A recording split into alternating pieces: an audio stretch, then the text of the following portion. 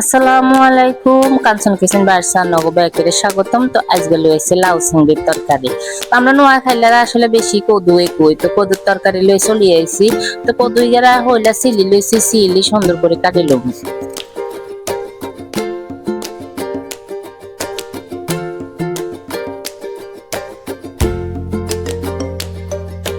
তো কদুইগের রং দেখা যায় ক্যামেরার আলোর কারণে নাকি বুঝি না, তো একখানা হলুদ দেখা যায় আর আসলে গিয়া হলুদ ন, সুন্দর সবুজ কালারের লাউ।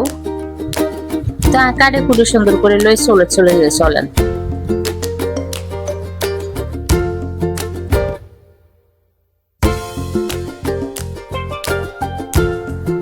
তো কদুইগার কাটা হয়ে গেছে, এটা দেখছেন নাকি সুন্দর করে কাটি লইছে। তো চুলা চলে এসে চুলা তাই এনে সর্ষের তেল দিয়ে মুড়ি আই এনে নুন হলুদ মাখি চিংড়ি মাছি গুণ রাখছি, চিংড়ি মাছি গুণ উল্টা হালটা বাজি করে লব।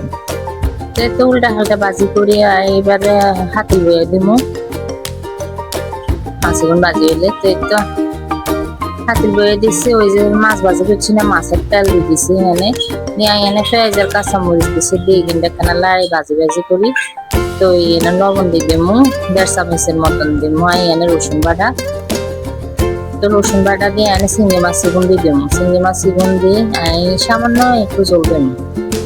জল দিয়ে এনের মধ্যে 1/2 চামচ দিমু হলুদ গুঁড়া আর অল্প একটু মরিচ গুঁড়া দিমু। দিই এনে ফাইনাল কষা নিলে জল দিয়ে এলাম। জল দিয়ে আগে রাখি।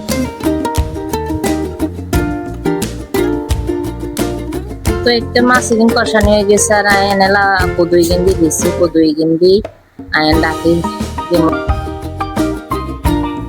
তাই ডাকি দিমু কদুই গিন একখানা নরম হয়ে উঠুক।